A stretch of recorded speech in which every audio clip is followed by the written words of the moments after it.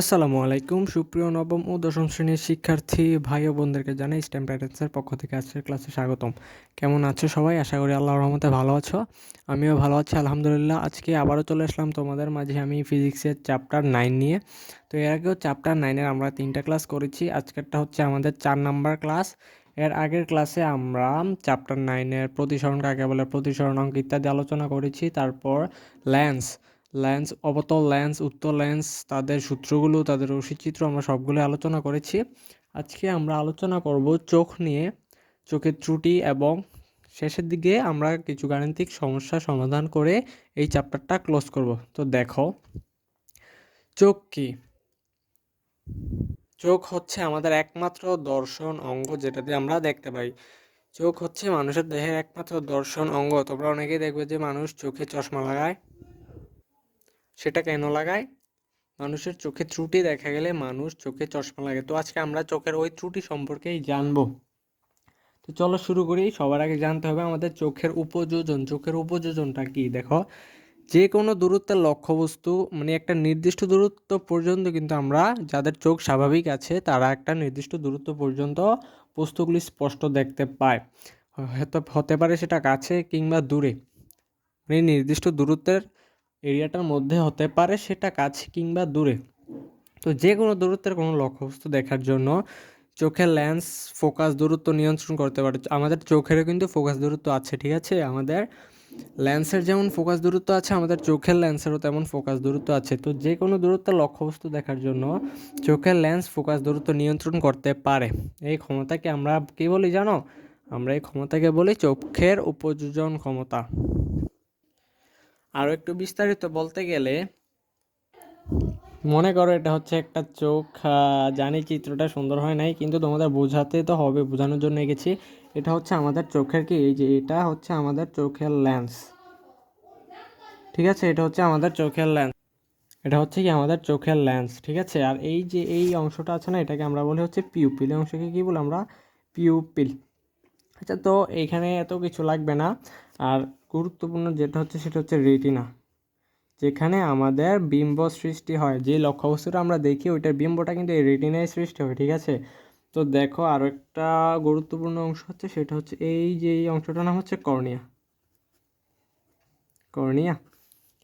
তো দেখো, যখন আমরা কোনো একটা বস্তুকে কাছে দেখতে পাই, মনে করো এখানে একটা লক্ষ্যবস্তু আছে, সেটা চোখের কাছে আছে, তো তখন চোখ কী করে?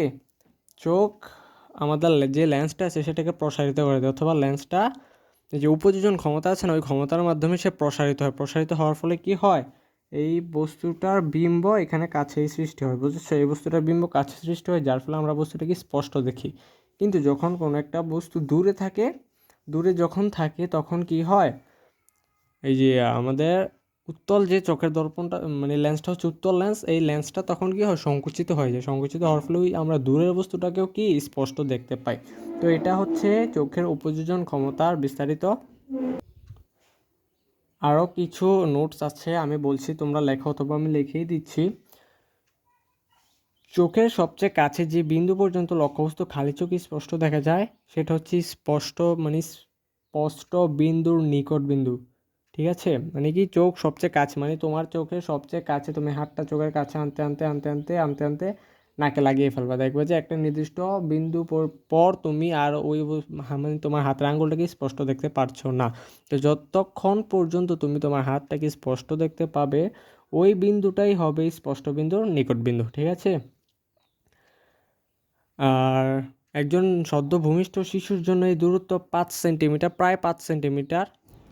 আর একজন স্বাভাবিক বয়স্ক লোক, অর্থাৎ একজন পূর্ণবয়স্ক মানুষ বা তোমাদের মতো যারা আছে তাদের ক্ষেত্রে এই দূরত্ব হচ্ছে 25 সেন্টিমিটার। অর্থাৎ তুমি 25 সেন্টিমিটার পর্যন্ত একটা সবচেয়ে কাছে একটা বস্তুকে স্পষ্ট দেখতে পাবা। একটি স্কেল দিয়ে মেপে দেখি যে 25 সেন্টিমিটার কতটুকু হয়, ঠিক আছে?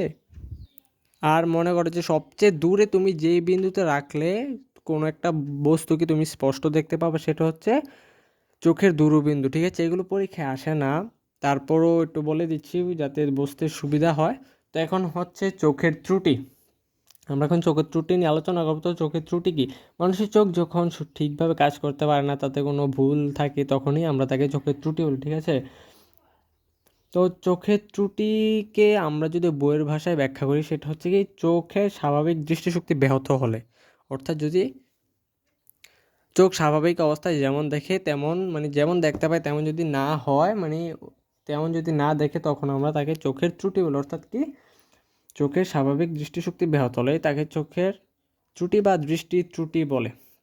তো চোখের ত্রুটি প্রধানত দুই প্রকার। কত প্রকার? দুই প্রকার। চোখের ত্রুটি দুই প্রকার।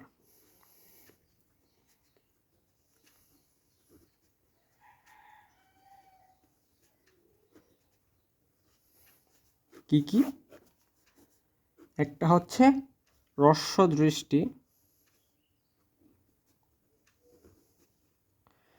আর আরেকটা হচ্ছে দূরদৃষ্টি। তো হ্রস্ব দৃষ্টিকে অনেকে ক্ষীণ দৃষ্টিও বলে, আর দূরদৃষ্টিকে দীর্ঘ দৃষ্টিও বলা যায়।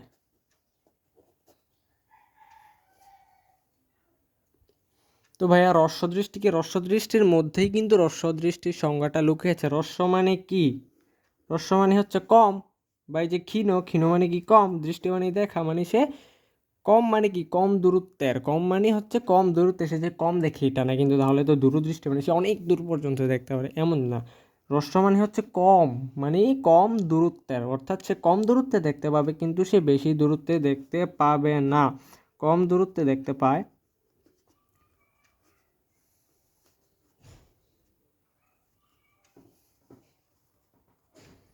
দেখতে পায় কিন্তু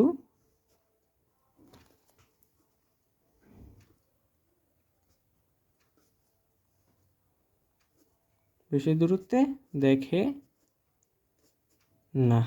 কিন্তু দূরদৃষ্টিটা হচ্ছে ঠিক উল্টো, অর্থাৎ কি সে অনেক দূর পর্যন্ত দেখতে পায় কিন্তু কাছের বস্তু দেখতে পায় না, মানে কি সে কাছের বস্তু দেখতে পায় না কিন্তু দূরের বস্তু দেখতে পায়। এটা কি ঠিক উল্টো, মানে রসদ দৃষ্টির উল্টো। তো আমাদের রসদ দৃষ্টির সমস্যাটা কেন হয়? রসদ দৃষ্টির সমস্যাটা হয় হচ্ছে চোখের লেন্সের অভিসারী শক্তি যদি বৃদ্ধি পায় অথবা ফোকাস দূরত্ব কমে যায়। তো আমাদের যে চোখের লেন্সটা আছে না, এটারও তো একটা ফোকাস দূরত্ব আছে। অবশ্যই এটার একটা ফোকাস দূরত্ব আছে, যেহেতু এটা একটা লেন্স, তার ফোকাস দূরত্ব আছে। তো যদি ফোকাস দূরত্বটা কোনো কারণে কমে যায়, ফোকাস দূরত্বটা কোনো কারণে কমে গেলে কিন্তু বিম্ব রেটিনায় সৃষ্টি না হয়ে একটু সামনে সৃষ্টি হবে, যার ফলে কোনো ব্যক্তি বস্তুটিকে স্পষ্ট দেখতে পাবে না, কোনো ব্যক্তি বস্তুটিকে কিন্তু স্পষ্ট দেখতে পাবে না যদি ফোকাস দূরত্ব কমে যায়। এখন ফোকাস দূরত্ব কমে, ধরো যে ফোকাস দূরত্ব কমলো না, তারপরেও সে কাছের জিনিস দেখতে পায় কিন্তু দূরের জিনিস দেখতে পায় না। কেন? কারণ তার ফোকাস দূরত্ব ঠিক আছে কিন্তু তার এই যে এটা না, এটাকে আমরা সম্পূর্ণ যেই একটা গোল আছে ওটাকে আমরা বললে কি অক্ষিগোলক,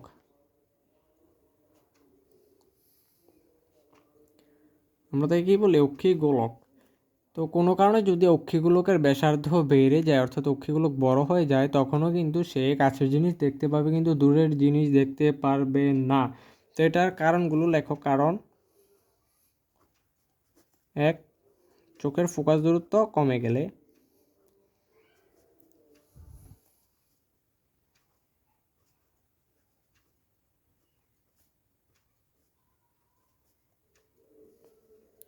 অথবা কি 2 নাম্বার হচ্ছে অক্ষিগোলকের ব্যাসার্ধ বেড়ে গেলে।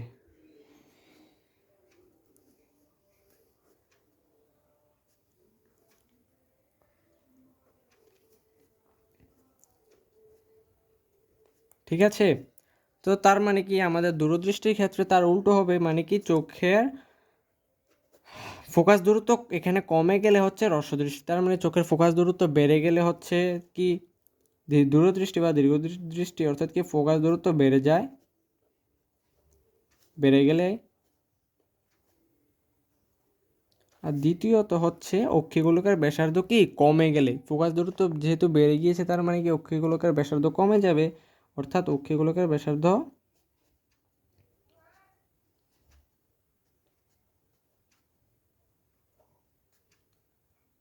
কমে গেলে। ঠিক আছে? তো আমরা এখন কি করব, আমাদের তো চোখের সমস্যা হয়ে গিয়েছে, এখন আমরা চোখের সমস্যার সমাধান করব। তার আগে আমি তোমাকে বলি যে চোখের ফোকাস দূরত্ব কমে গেলে কি হয়, বিম্বটা এখানে সৃষ্টি হবে। ঠিক আছে, কাছে থেকে আসা বস্তুর বিম্ব এখানে সৃষ্টি হবে, যার ফলে ঠিক করে দেখতে পাবে না ব্যক্তি, ঠিক করে বস্তুটি দেখতে পাবে না, অর্থাৎ স্পষ্ট দেখতে পাবে না। কিন্তু দূরের থেকে আসা আলোক রশ্মি যেহেতু বস্তুটা দূরে আছে, তো তার মানে কি এর ফোকাস দূরত্ব পেছনের দিকে হবে, সেটা ঠিকই রেটিনায় প্রতিবিম্ব সৃষ্টি করবে, অর্থাৎ চোখের অবচেতন ক্ষমতার মাধ্যমে সে এটা দেখতে পাবে, কিন্তু কাছের বস্তু সে দেখতে পাবে না। একইভাবে যদি আমরা দূরদৃষ্টি চিন্তা করি, দূর থেকে আসা আলোক রশ্মি, অর্থাৎ বস্তু থেকে, দূরের বস্তু থেকে আসা আলোক রশ্মি কী হবে, এখানে প্রতিসরিত হয় না, এখানে প্রতিবিম্ব সৃষ্টি করবে, যার ফলে সে ওই বস্তুটিকে স্পষ্ট দেখতে পাবে না। কিন্তু কাছের বস্তু থেকে আসা আলোক রশ্মি চোখের লেন্সে প্রতিসরিত হয়ে কিন্তু রেটিনায় প্রতিবিম্ব সৃষ্টি করবে, যার ফলে কিন্তু সে বস্তুটাকে স্পষ্ট দেখতে পাবে। তো এখন আমাদের তো চোখের সমস্যা হয়ে গিয়েছে, কি করা যায়, এখন আমরা একটা সমাধান করব। তো কিভাবে, দেখো, মনে করো এই হচ্ছে দুইটা চোখ, যদিও এখানে চোখের সম্পূর্ণ ছবি নেই, আমি জাস্ট বোঝানোর জন্য আঁকছি। তো দেখো, যদি কাছে থেকে আসা বস্তু, অর্থাৎ মানে কাছের বস্তু থেকে আসা আলোক রশ্মি এখানে প্রতিবিম্ব সৃষ্টি করে, তাহলে সেটা হচ্ছে আমাদের কি রস্যদৃষ্টি। ওখানে যে কোনো উপায়ে আমাদের এই প্রতিবিম্বটা এখানে সৃষ্টি করাতে হবে, এই প্রতিবিম্বটা কোথায়, এখানে সৃষ্টি করাতেই হবে। তখন আমরা কি করব, তখন আমরা একটা অবতল লেন্স ব্যবহার করব। অবতল লেন্সটা ব্যবহার করলে কি হবে জানো, যখন দূরের থেকে আলোক রশ্মি আসবে, যখন কাছের থেকে আলোক রশ্মি আসবে না, তখন আলোক রশ্মিটা এখানে আপতিত হবে, আপতিত হওয়ার পর কি হয়, অভিসারী হয় না, অভিসারী হয়ে এখানে যাবে। দুই ক্ষেত্রেই সেম, এবং চোখের লেন্সে সেটা প্রতিসরিত হয়ে ঠিক রেটিনাতে প্রতিবিম্ব সৃষ্টি করবে। আমার চিত্রটা হয়নি, এখানে প্রতিবিম্বটা এইখানে সৃষ্টি হবে। কাছের থেকে আসা কাছের বস্তু থেকে আসা আলোক রশ্মি প্রথমে অবতল লেন্সে প্রতিসরিত হয় সেটা অভিসারী রশ্মিগুচ্ছে পরিণত হবে, হওয়ার পর আমাদের চোখের লেন্স আপতিত হবে, চোখের লেন্স উত্তল লেন্স সেটাকে আবার অপসারী করে দিবে, অপসারী করার পর সেটা ঠিক রেটিনাতে গিয়ে প্রতিবিম্বতার সৃষ্টি করবে। এবং যদি দূরদৃষ্টি হয়, তখন আমরা কি করব, দূরদৃষ্টি হলে আমরা যেটা করব, আমরা একটা উত্তল লেন্স ব্যবহার করব। আমরা কি ব্যবহার করব, উত্তল লেন্স ব্যবহার করব। দূরদৃষ্টি মানে কি, সে দূরের জিনিস দেখতে পায় কিন্তু কাছের জিনিস দেখতে পায় না। তখন কি হবে, এই যে কাছের যে বস্তুটা আছে, কাছের বস্তু থেকে আলোক রশ্মি উত্তল লেন্সে আপতিত হবে, আপতিত হওয়ার পর কি, সে অপসারী হবে, হওয়ার জন্য সে একটু বেঁকে যাবে, কিন্তু সে সম্পূর্ণ অপসারী হতে পারবে না, কারণ এই উত্তল লেন্সটার পরে আমাদের নিজেদের চোখের লেন্স আছে, সে একদম সমান্তরালভাবে আমাদের চোখের লেন্সে আপতিত হবে, এবং ওইখান থেকে সে ঠিক আমাদের চোখের রেটিনায় গিয়ে প্রতিবিম্ব সৃষ্টি করবে, তো এই ছিল আমাদের চোখের উপযোজন ক্ষমতা, চোখের ত্রুটির সমাধান আমরা করে ফেলেছি। তার মানে আমরা কি সবাই চোখের ডাক্তার হয়ে গিয়েছি। কিন্তু এই যে আমাদের লেন্সগুলো ব্যবহার করলাম, ওই লেন্সেরও কিন্তু উপযোজন করার ক্ষমতা আছে। ওই যে বলে না 1.5, 0.57 এমন এমন পাওয়ার দেয় না, ওইটাই কিন্তু উপযোজন ক্ষমতা, নেগেটিভ পজিটিভ যে বলে। তো চলো আমরা এই সংক্রান্ত কিছু গাণিতিক সমস্যার সমাধান করি। তো গাণিতিক সমস্যার সমাধান করার আগে আমি তোমাকে একটা সংখ্যা শিখাই, সেটা হচ্ছে কি ল্যান্সার ক্ষমতা। তো ল্যান্সার ক্ষমতাকে ওই যে কোনো ল্যান্সের অভিসারী বা অপসারী করার সামর্থ্যকেই তার ক্ষমতা বলে, ল্যান্সের অভিসারী বা অপসারী করার সামর্থ্যকেই তার ক্ষমতা বলে। তো এইটাকে প্রকাশ করা হয় হচ্ছে পি দ্বারা। কি দ্বারা প্রকাশ করা হয়, পি দ্বারা, হ্যাঁ, কি দ্বারা প্রকাশ করা হয়, পি দ্বারা।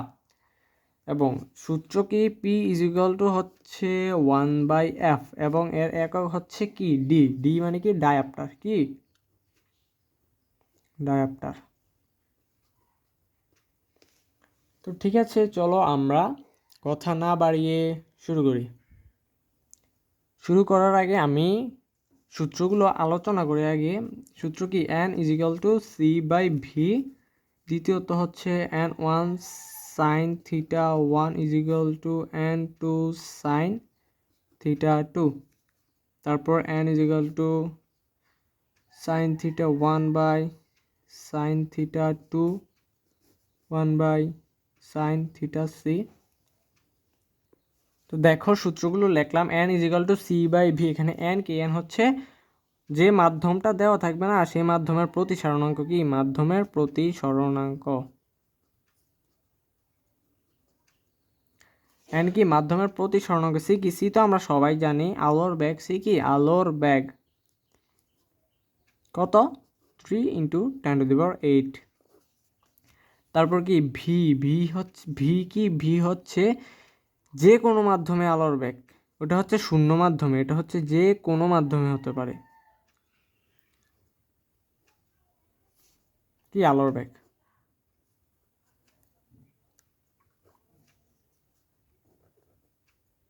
সরি। তারপর থিটা সি। থিটা সি কি? এটা তো আমরা পড়েছি। থিটা সি মানে কি? ক্রান্তিকোণ। থিটা সি মানে কি? ক্রান্তিকোণ। এবং পি। পি তো আমরা মাত্র পড়লাম, পি হচ্ছে লেন্সের ক্ষমতা। এবং এফ কি? এফ হচ্ছে লেন্সের ফোকাস দূরত্ব। যে লেন্সটা দেওয়া থাকবে হতে পারে সেটা উত্তল, হতে পারে সেটা অবতল, সেটা কি? লেন্সের ফোকাস দূরত্ব। সেই ক্ষেত্রে এফ হবে লেন্সের ফোকাস দূরত্ব। তো চলো আমরা গাণিতিক সমস্যা দেখি এবং সমাধান করি। এই সূত্রের বাইরে মনে হয় না আর কোনো সূত্র দিয়ে অঙ্ক আছে কিংবা বোর্ডে আসবে। তো এই হচ্ছে প্রশ্ন। আমাদেরকে বলা হচ্ছে যে পানির সাপেক্ষে কাচের প্রতিসরণাঙ্ক নির্ণয় করার জন্য, অর্থাৎ কি? পানির সাপেক্ষে কাচ।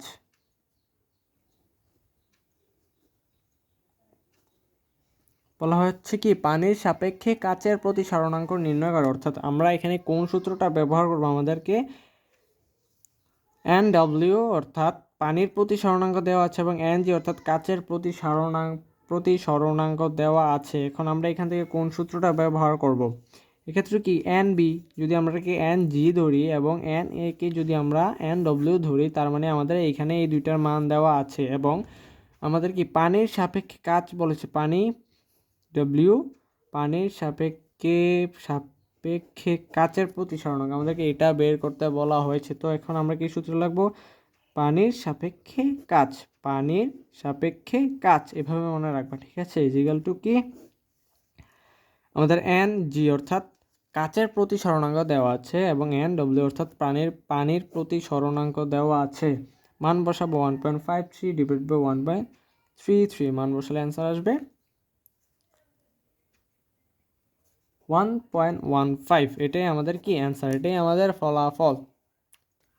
তো এই প্রশ্নটা দেখো, আমাদের এই উদ্দীপকটা দিয়ে বলা হয়েছে যে বি মাধ্যমের সাপেক্ষে বি এর সাপেক্ষে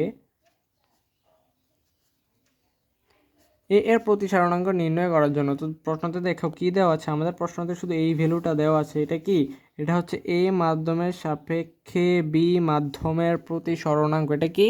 এ মাধ্যমের সাপেক্ষে বি মাধ্যমের প্রতিসরণাঙ্ক। কিন্তু আমাদেরকে বের করতে বলা হয়েছে বি এর সাপেক্ষে এ এর প্রতিসরণাঙ্ক। তো আমরা কি জানি? আমরা জানি এ মাধ্যমের সাপেক্ষে বি মাধ্যমের প্রতিসরণাঙ্ক যা বি মাধ্যমের সাপেক্ষে এ মাধ্যমের প্রতিসরণাঙ্ক তার ঠিক উল্টো। তখন আমরা সূত্রটা কি বের করব? বি মাধ্যমের সাপেক্ষে এ মাধ্যমের প্রতিসরণাঙ্ক, অথবা এভাবে লেখা যায় বি মাধ্যমের সাপেক্ষে এ মাধ্যমের প্রতিসরণাঙ্ক ইজিক্যাল টু 1/, আমাদের তো এ মাধ্যমের সাপেক্ষে বি মাধ্যমের প্রতিসরণাঙ্ক দেওয়াই আছে। তো এখানে মান বসিয়ে দিবা 1.414। তারপরে ক্যালকুলেশন করবা, অ্যান্সার আসবে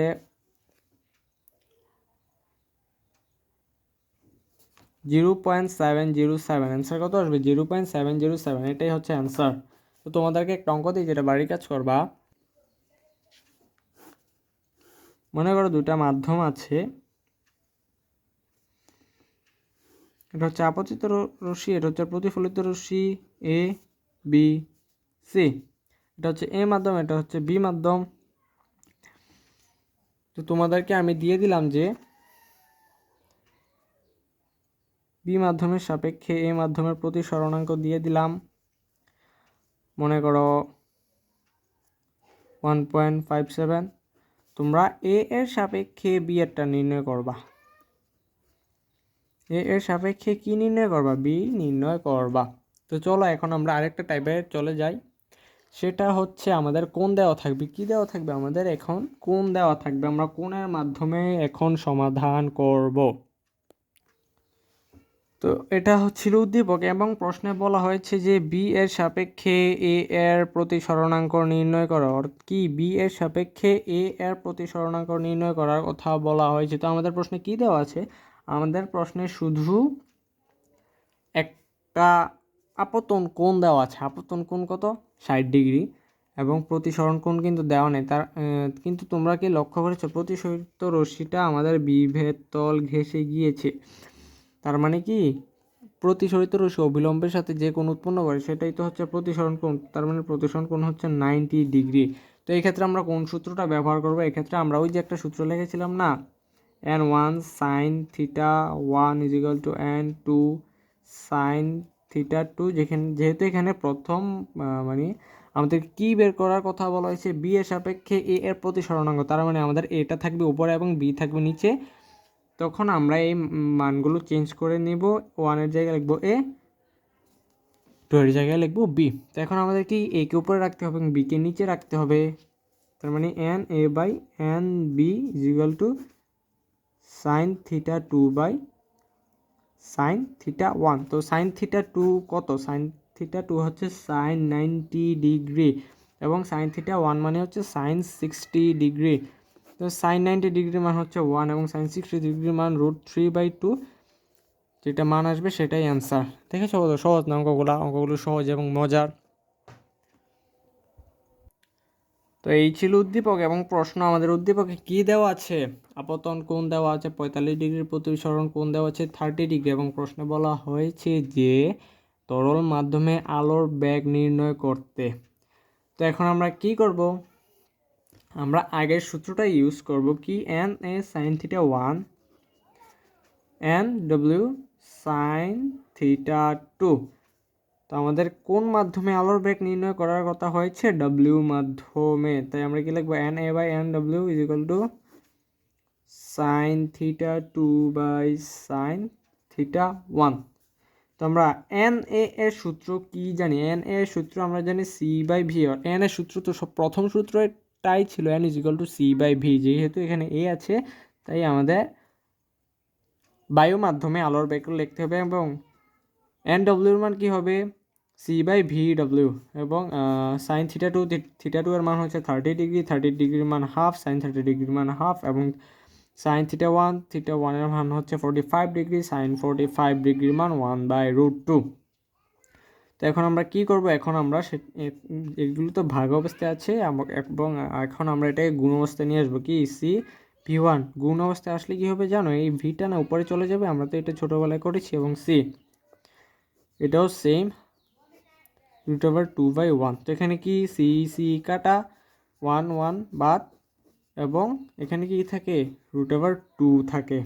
কত থাকে? √2। তো এখন কি VW/VA = 1/√2। তো এখন আমরা তো জানি যে বায়ু মাধ্যমে অথবা শূন্য মাধ্যমে আলোর বেগ কত? 3 × 10⁸। আমরা তো এটা জানি = 1/√2। তো এখান থেকে তোমরা VW এর মান বের করে নিবা। 3 × 10⁸। এখান থেকে তোমরা যেটা মান আসে সেটাই হচ্ছে অ্যান্সার। যেটা মান আসে সেটাই অ্যান্সার। তো এমন টাইপের ম্যাথই আসে বেশি। চলো আরও একটা অঙ্ক সমাধান করি। দেখো প্রশ্ন যদি ঘুরায় এইসব টাইপের প্রশ্ন আসতে পারে। যদি ঘুরায় তো দেখো আমাদেরকে আপতন কোণ দেওয়া হয়েছে 25 ডিগ্রি, প্রতিসরণ কোণ দেওয়া হয়েছে 30 ডিগ্রি, বি মাধ্যমের প্রতিসরণাঙ্ক দেওয়া হয়েছে 1.55। আমাদের এ মাধ্যমে আলোর বেগ নির্ণয় করার কথা বলা হয়েছে। তো আমরা জানি আগে লিখে ফেলি শূন্য মাধ্যমে আলোর বেগ 3 × 10⁸। ঠিক আছে।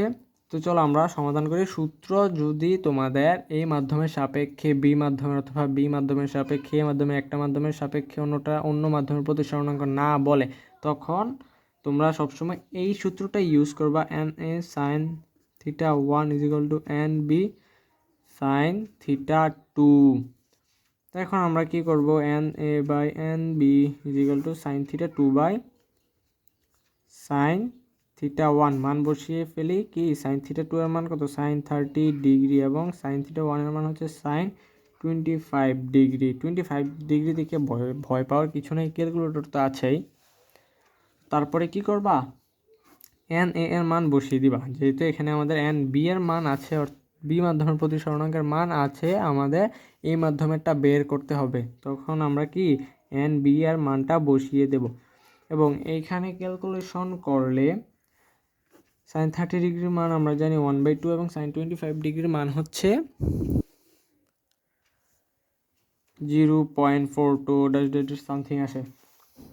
তো এখান থেকে আমরা কি এন এ এর মান নির্ণয় করতে চাচ্ছি। তো এন এর মান এখানে এটা উল্টে দিলে কি হয় 1/2 ইন্টু 1/0.42, অর্থাৎ আমরা এখানে পাই 1/0.84। এটা এই পাশে ভাগ অবস্থায় আছে, ওই পাশে গেলে গুণ অবস্থায় হয়ে যাবে 1.55। আমাদের এ মাধ্যমের প্রতিসরণাঙ্ক আমরা পেয়ে গেছি 1.84। এ মাধ্যমের প্রতিসরণাঙ্ক আমরা কত পেলাম 1.84। ক্যালকুলেশনে ভুল হতে পারে, তোমরা তারপর রিচেক করে নিবে, আমি এটা এভাবে করাচ্ছি। তো আমরা এই মাধ্যমের প্রতিসরণাঙ্ক পেয়ে গিয়েছি। আমাদের এই মাধ্যমের আলোর বেগ নির্ণয় করতে হবে। আমাদের প্রথম সূত্রটা কি ছিল, n is equal to c by v এ।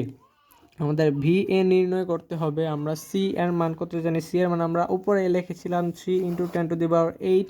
তো আমরা সি এর মান বসিয়ে দেব 3 × 10⁸, এবং এখানে এন এ এখানে চলে আসলে নিচে চলে আসবে, এবং এন এর মান আমরা করতে পেয়েছি 1.84। তার মানে আমরা এই মাধ্যমে আলোর বেগ পেয়ে গেলাম 1.6 × 10⁸ ms ইনভার্স 1। ঠিক আছে, বুঝতে পেরেছ? আশা করি বুঝতে পেরেছ। তো এইসব টাইপের ম্যাথই বেশি আসে। তোমাদের এই যে ক্ষমতার যে অঙ্কটা বললাম ওটা আসে, প্রায় সময় আসে না, মানে বেশিরভাগ সময় এই সূত্র দিয়ে অঙ্কটাই বেশি আসে। আর ওই যে লেন্সের ফোকাস দূরত্ব, বস্তুর দূরত্ব, বিম্বের দূরত্ব, যে ম্যাথগুলো আসে না, ওইগুলো অষ্টম অধ্যায়ে চলে আসে, নবম অধ্যায়ে আসে না। তো চলো আমরা এখন লেন্সের ক্ষমতা সংক্রান্ত একটা ম্যাথ সমাধান করি। তার আগে বলে নিই, আমাদের কিন্তু টপিকে সংকট কোণ বা ক্রান্তি কোন সংক্রান্ত একটা টপিকই ছিল। তো আমরা ক্ষমতার আগে ওইটা সমাধান করি, যেহেতু আমরা ক্ষমতা পরে পড়েছি আমরা ক্ষমতা পরে সমাধান করব। যেহেতু আগে ক্রান্তিকোণ পড়েছি আমরা ক্রান্তিকোণ সমাধান করব। ক্রান্তিকোণের ম্যাথ ততটা কঠিন না, একটা ম্যাথ যদি করাই দিই তোমরা সবগুলো করতে পারবা। তো চলো একটা ম্যাথই করাবো, একটা এবার বাসা করি। চলো আমরা অঙ্কটা দেখি, প্রশ্নটা দেখি। তো প্রশ্নটার দিকে লক্ষ্য করো। প্রশ্নতে বলা হয়েছে কেরোসিন থেকে আলোক রশ্মি 36 ডিগ্রি কোণে আপতিত হয়ে বায়ুতে 40 ডিগ্রি কোণে প্রতিসরিত হয়। অর্থাৎ আমাদের কি দেওয়া আছে, θ1 দেওয়া আছে। θ1 দেওয়া আছে মানেই আমাদের n1 sin θ1 এর সূত্র ব্যবহার করতে হবে। θ1 এর মান কত 36 ডিগ্রি, এবং θ2 এর মান কত 40 ডিগ্রি। আমাদের কি বলা হয়েছে, সংকট কোণ নির্ণয় করার কথা বলা হয়েছে। আমাদের কি সংকট কোণ নির্ণয় করতে বলা হয়েছে, তার মানে কি θc is equal two what. তো এখন আমরা θc কীভাবে বের করব? আমরা θc এর সূত্র কি জানি?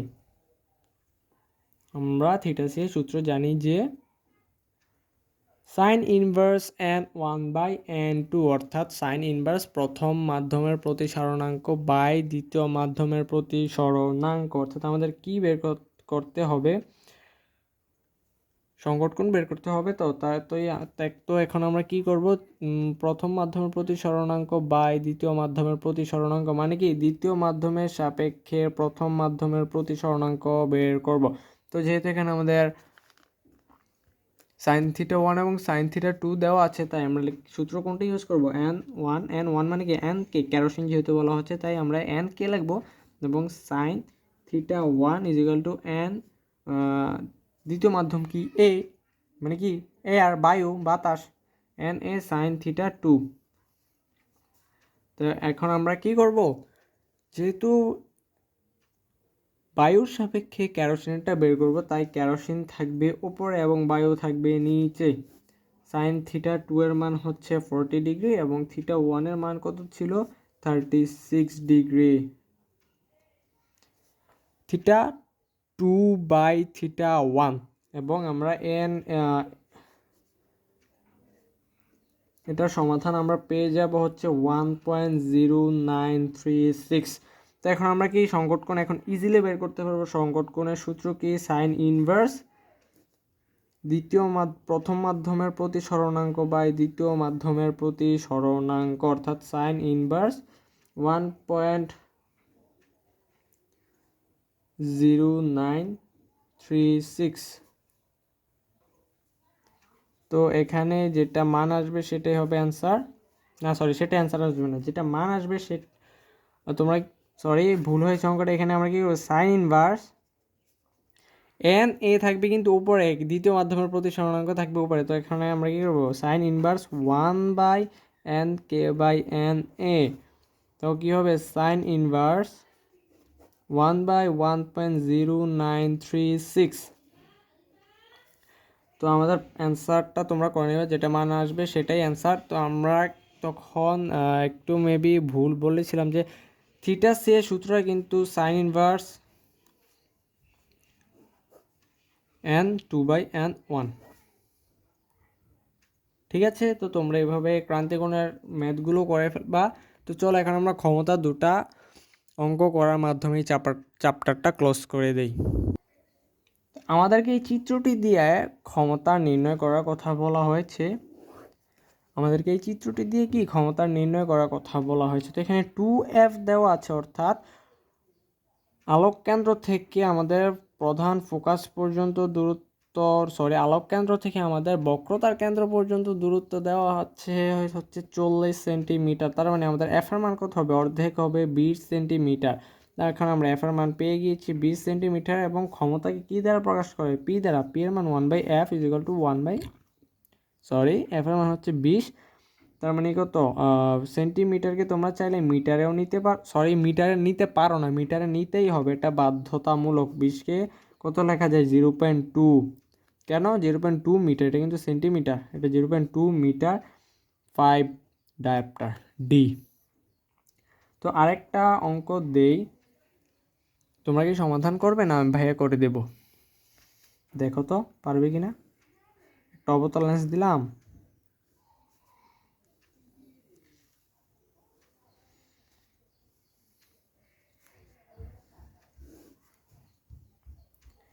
দিয়ে সেটার সি এফ দিলাম, এটার দূরত্ব বললাম হচ্ছে 60 সেন্টিমিটার। তোমরা কি ক্ষমতা নির্ণয় করতে পারবে? এটা তোমাদেরকে ভাইয়া বাড়ির কাছে দিয়ে দিলাম, আশা করি সবাই করতে পারবে, কারণ সেমই তো, উত্তর লেন্সের ক্ষেত্রে যা অবতল লেন্সের ক্ষেত্রে তো তাই হবে, তাই না? তো এই ছিল আমাদের টোটালি নবম অধ্যায়ের বাইরে থেকে কিছু আসার সম্ভাবনা নেই, কিন্তু যদি তোমরা প্র্যাকটিস করো। আর যদি প্র্যাকটিস না করো, ভাই যা করে দিয়েছি তা করে বসে থাকো, তাহলে তো অবশ্যই বাইরে থেকে আসবে, এবং আসলে তোমরা বাইরে থেকে আসবে না, আসবে ভিতর থেকেই। কিন্তু তোমাদের মনে হবে, আরে আমি তো এগুলো করি না, এগুলো তো বাইরে থেকে এসেছে, এখন কি করব। তো সবচেয়ে বেশি যেটা করতে হবে, প্র্যাকটিস করতে হবে। তোমাদের এক্সামের ডেট দিয়ে দিয়েছে, তোমাদের এক্সামের রুটিন পাবলিশড হয়ে যাচ্ছে, তোমরা এখনও কিছুই শেষ করো নাই, এখনও বসে বসে ইউটিউবে ক্লাস খুঁজছো, ফ্রি ক্লাস খুঁজছো। তো ভাই তো ফ্রিতে ক্লাস দিয়েছি, তো তোমাদের তো নিচ থেকে পড়তে হবে, তাই না? তো তখন এখন থেকে তোমরা বেশি বেশি করে বোর্ড কোশ্চেন সমাধান করতে চেষ্টা করো। আর যদি ক্লাসটি ভালো লেগে থাকে, স্ট্যাম্প টাইটান্সের চ্যানেলটি সাবস্ক্রাইব করে অবশ্যই বেল আইকনটি ক্লিক করে